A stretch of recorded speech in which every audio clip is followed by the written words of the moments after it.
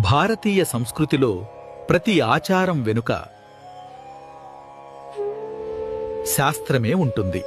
అరటాకు మీద భోజనం కూడా అలాంటి ఆచారమే.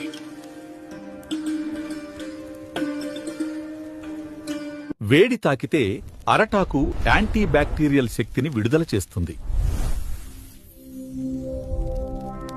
అందుకే పూర్వీకులు దీనిని సహజ పాత్రగా ఎంచుకున్నారు. ఆయుర్వేదం జీర్ణక్రియకు ఇది ఉత్తమమని చెప్పింది. అందుకే దేవాలయాలలో పవిత్రంగా భావిస్తారు. కల్పవృక్షంగా అరటి వృక్షాన్ని గౌరవించాం. వాడి తిరిగి భూమికే అర్పించాం.